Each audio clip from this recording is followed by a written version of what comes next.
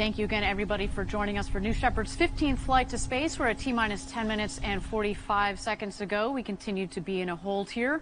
While we're just going to continue to watch New Shepard as she gets ready for flight today. We're just aligning our teams and making sure that weather is in bounds.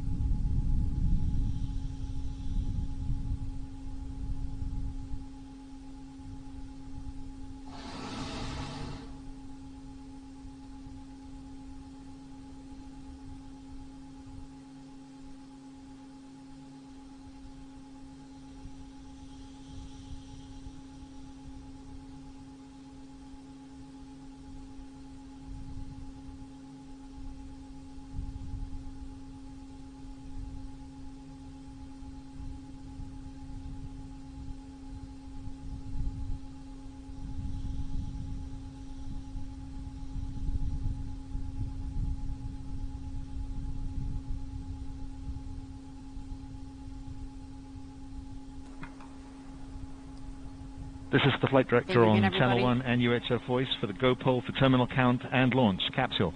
Go. Booster. Go. Ground. Go. Safety. Range is green. Go. Engineering. Go.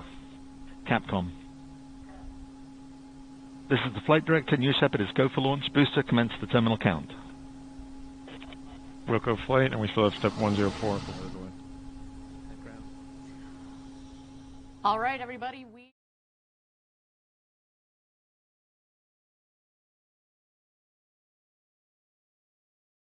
Let's do it, Patrick. I know. That was, you know, we are always looking forward to a launch, and certainly after today, you know, it's just so important that we make sure that we walk through all the checklists, make sure that everything is right, within bounds, and if we need to take a couple more minutes, you know, even 40 of them, that's quite all right with us. That's right. You don't want to have go fever. You want to do this right and by the book. Exactly. I do want to say, I mean, can you imagine if you were actually sitting in a capsule right now, you would have heard this go, no-go poll in your headset. And I think, at least for me, this is where it would have just completely broken out in goosebumps, just knowing that the launch I am right now. It would be so exciting. All right, and now all eyes are on New Shepard. We're into our last-minute checks. They are underway as New Shepard comes alive for flight. We have just a few minutes to go before final checks, so why don't we take a moment and walk through the booster and some of its key features. We did a little bit earlier in context of similarities and parallels to New Glenn, but let's focus on New Shepard. She really is the workhorse of the journey to space. As we mentioned before, New Shepard is powered by the BE-3 engine that's essentially fueled by water, liquid oxygen and liquid hydrogen. It propels the rocket to space and restarts for a controlled pinpoint landing on the pad. It's also uniquely throttleable, and that means it's able to slow the booster down to just about 8 kilometers per hour or 5 miles per hour for landing. And you can see at the top of the booster there's the ring fin, and the ring fin houses the drag brakes as well as the wedge fins. The wedge fins for stability, drag brakes to really cut down the speed. You'll see those will cut down the speed in about, that will cut the booster speed in about half. The drag brakes are critical, right? We talk about the balance between the engine and the booster's role in slowing down the rocket, but really it's just some simple aerodynamics from the drag brakes. The aft fins, as you can see towards the bottom of the booster, stabilize the vehicle during ascent, but also steer it back to the landing pad on descent. And they're actually strong enough to guide the rocket through airspeeds of up to Mach 4. And you think we talked about earlier about the winds aloft. Those are critical, those fins, in making sure that we get our rocket precisely back to the pad. Lastly, we have the landing gear. So all rockets take off, but One not all hopes. rockets land. Yeah. And as a fully reusable rocket, the new Shepard booster uses landing gear that deploys just in the last seconds for touchdown. That's right. I mean, this is an incredible machine. Kudos to Gary and the team that have spent, all this time designing it and getting it just right. And like we said, this booster design and all the components inform so much of what we do here. We talked about the similarity between this and the first stage of New Glenn, of course, and the similarities there with the aerodynamics and the design. It's the same propellant combination and a similarly derived engine for the upper stage of New Glenn, so obviously lots of design heritage there. And we talked about, of course, all the great learnings that we've applied to our descent element as part of the lunar lander. So truly, you can almost think of New Shepard as a sort of that first path of the roadmap, and then it just branches out to all these other things that we've done. Exactly. And we should also mention the reusability element of it, which is critical, right? With our vision of millions of people living and working in space, we need the ability to turn the rocket around quickly, reuse it again, bring down the cost of access to space. All right, you're looking at a live shot of New Shepard on the pad. We are T-minus 6 minutes to go until flight. Why don't we take a look at her?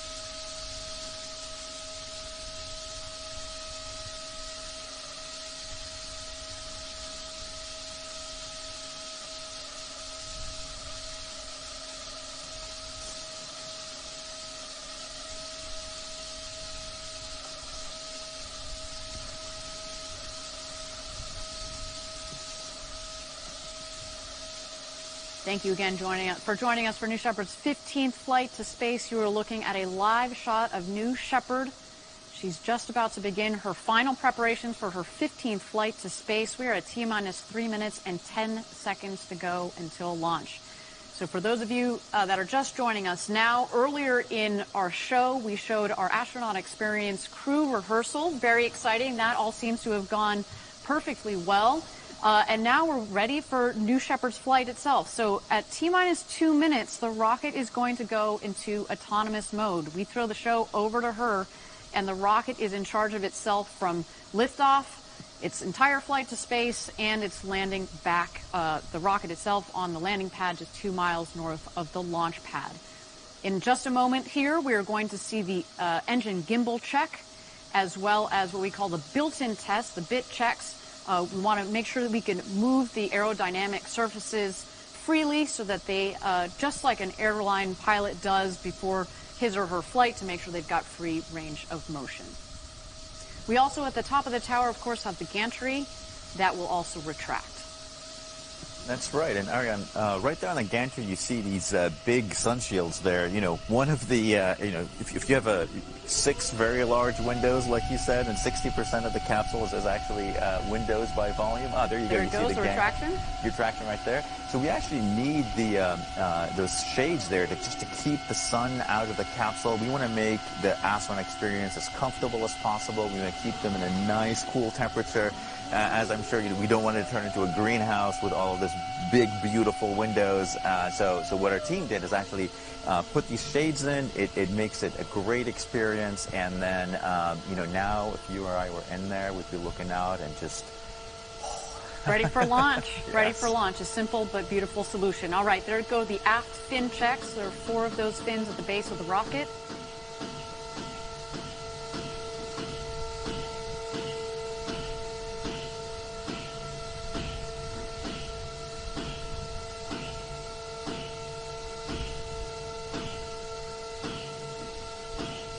An eye out here. You see the nozzle peeking out of the base of the rocket there. There goes the gimbal check.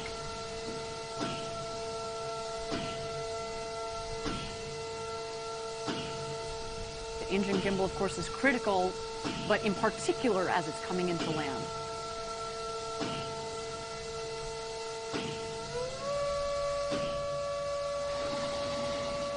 And Patrick, that takes us to launch. We're at T-minus 30 seconds. Why don't we hand it over to Mission Control for New Shepard's 15th flight to space. It's going to be worth the wait, man. Godspeed, New Shepard.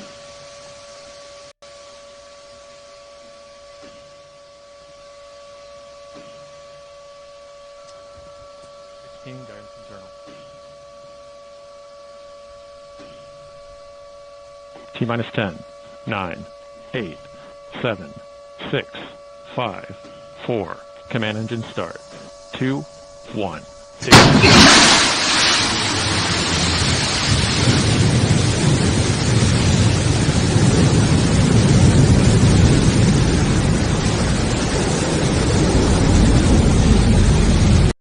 Liftoff. Go, New Shepard, go. Beautiful liftoff from our launch site 1 in West Texas. You can follow along as she gains speed in the bottom left corner of your screen. There's the speedometer, altimeter in the middle there.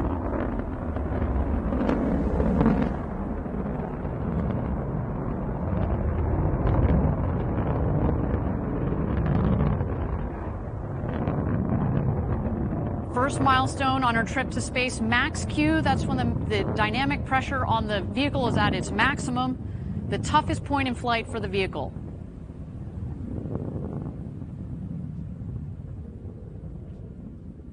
And max Q is confirmed.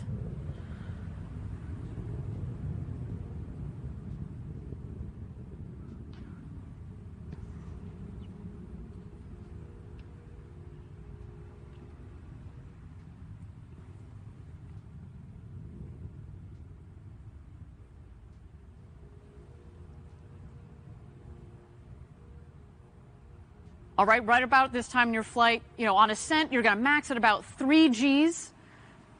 We've noted it before. The max Gs that you pull as an astronaut on New Shepard actually is on descent. So here on ascent, it's about 3 Gs, and it comes on gradually as you go faster and get higher up there. Until, of course, main engine cutoff and separation, and that is when you get to feel those beautiful 0 Gs. We're waiting for that here. Next stops, Meco and separation.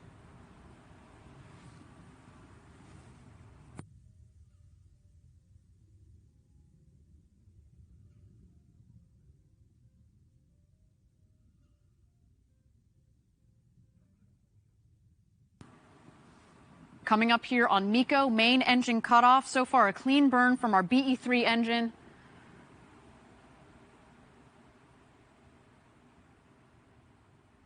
There it is, main engine cutoff.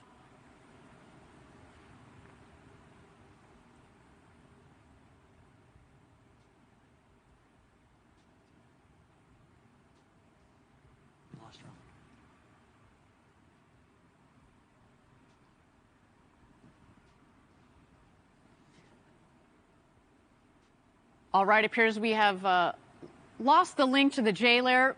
So far, though, everything appears to be nominal. So far, what we have seen, a clean liftoff. We did have max Q, maximum dynamic pressure. Mm-hmm. That is essentially for the rocket the hardest point in the flight. And then we had main engine cutoff. And now, as you can see, separation. Here we've got our infrared camera, especially on the left side. As you've seen earlier in the show, it is a little hazy down there in Texas, so we are going to rely on multiple cameras here as the vehicle continues its ascent towards space. We have passed over just about here the Kármán line. There it is, 100 kilometers, or about 328,000 feet. If you were inside there, Patrick, you will have become an astronaut. And we're just waiting for the two craft to hit their apogee. You'll know they've hit apogee when the speed hits 0 in the bottom left corner of your screen.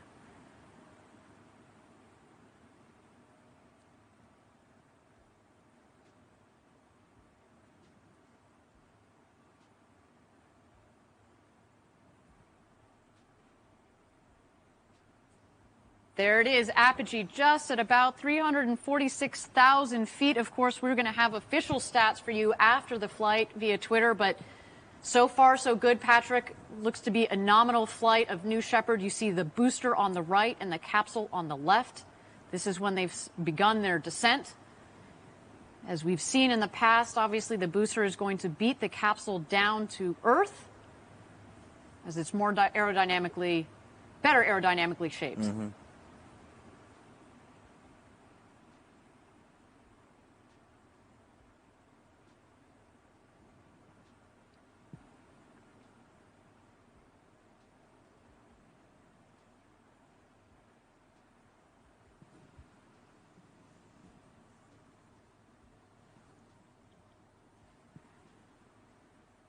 And thank you again, everybody, for joining us live for New Shepard's 15th flight to space. We are 5 minutes into what appears to be so far a nominal flight for New Shepard. We, of course, preceded the launch by what appears to be a perfectly executed astronaut experience rehearsal. While there are no astronauts on board today, that was a critical step towards our march towards first human flight.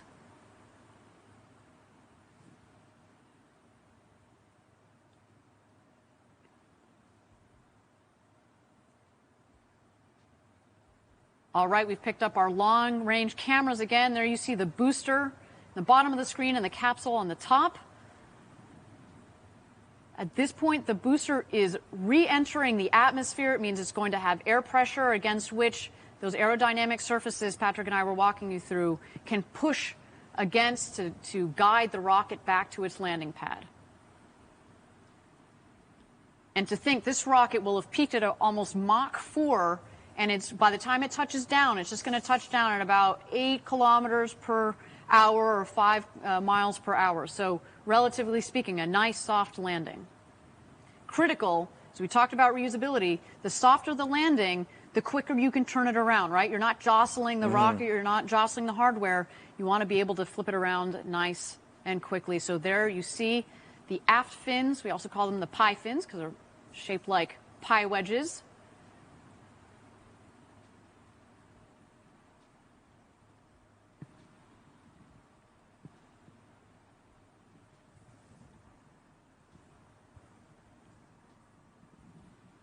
All right, there go the drag brakes. And there you see all the speed bleeding off of the vehicle and waiting for our BE-3 engine to relight. There it goes.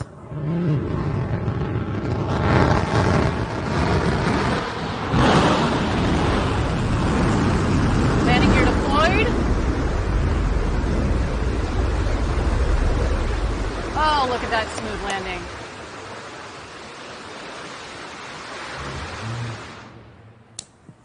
And touchdown. Welcome back, New Shepard. Oh my God, what a beautiful landing, I think that was one of the smoothest landings I've seen of this rocket. It almost looks unreal. Right? It looks like CGI. I know some of you on the internet seem to think that. Believe me, that is a reusable rocket that takes off and lands. What a beautiful landing. It looks like it's ready to go again. Yeah, just, you know, put in those drag brakes, put in the wedge fins, fuel her up, let's go again. But until then, the show is not over. We do have the crew capsule here. On board, we have Mannequin Skywalker, as well as a couple of payload lockers filled with postcards from Club for the Future, from students from around the world. We are waiting to see the drogue chutes come out. They will be followed by the main parachutes. And a little wink from one of those big, beautiful windows. Look at that. There go the drogues.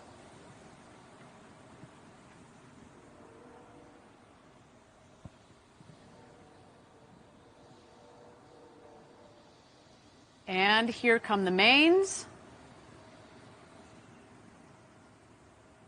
All 3 parachutes are out. We're looking for full inflation, and there they go. I love that.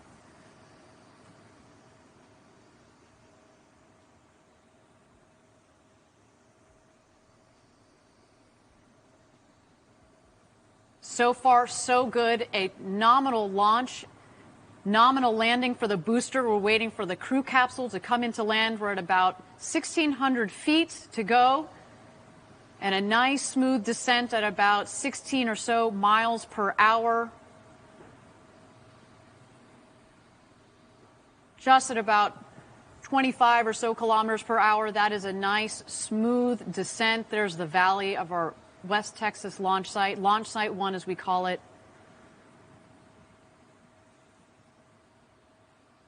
What a day so far, Patrick, let me tell you.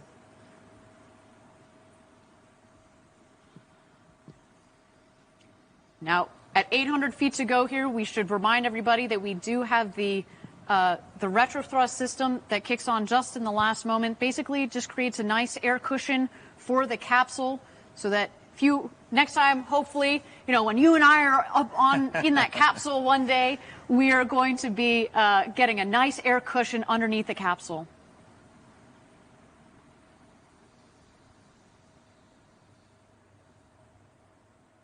And touchdown. Oh, it was beautiful. Absolutely spectacular. Patrick, I told you it was going to be worth the wait. Look at that. Definitely. I love you. You can just see it just as it lands. You see that puff of air and it kicks up all that dust, but it's just such a gentle landing right there. A beautiful launch and landing for both the crew capsule and the booster. Team Blue, congratulations to all of you. What a day. You should be so proud. And again, Patrick, soon, you know, if you're an astronaut on board, that is going to be a ride of a lifetime.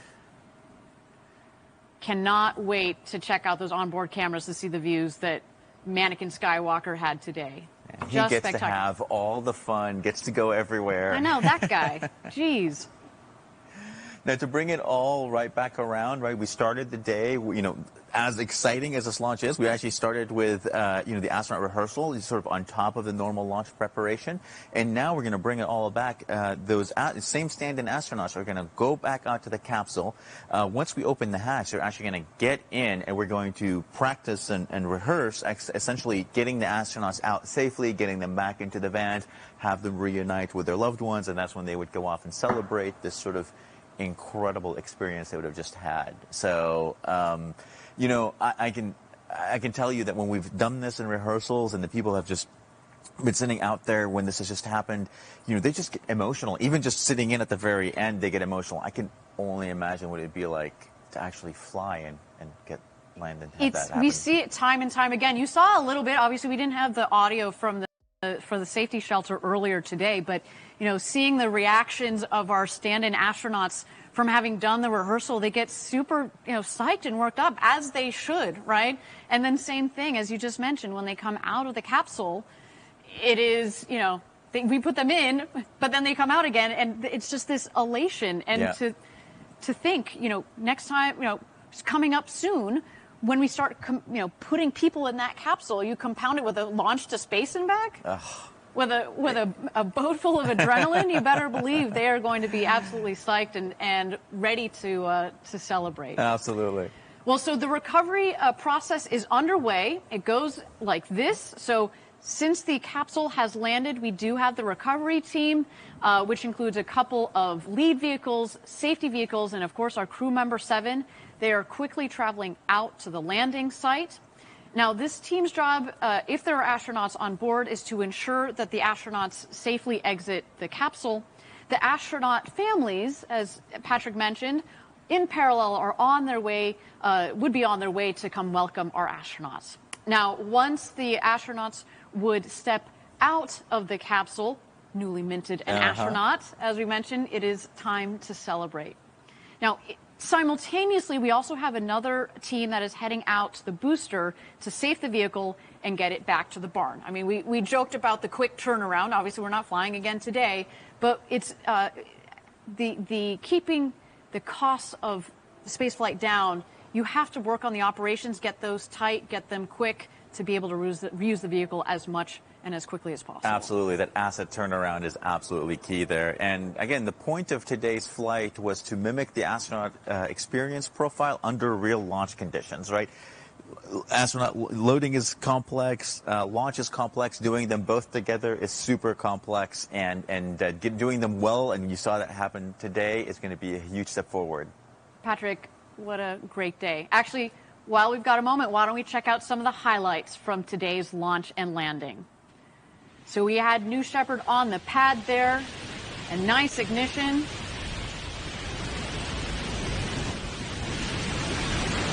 And a clean lift off. Look her go.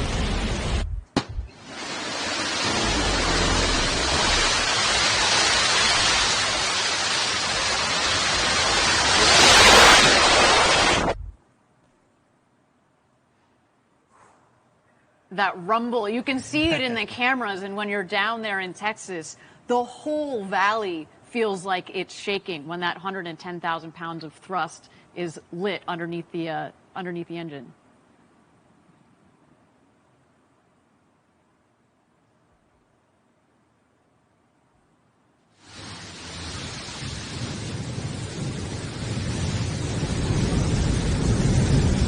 And this angle. Patrick, this is one of my favorite angles. It's very reminiscent of, you know, the Saturn V taking off from the pad during the Apollo days. Absolutely. Super, you know, super reminiscent, super vintage look. Now, this angle right here is one you would not have seen back in the Apollo days. But this is the kind of the cool thing about having these drones up there. So you can get these beautiful shots of the rocket just going by as it's flying up. So close you can touch it, right? I know. All right, here comes the booster back for its soft landing.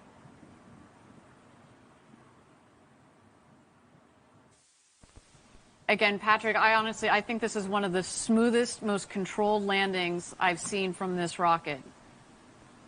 It makes it look easy. It's like it's just dangling from a string.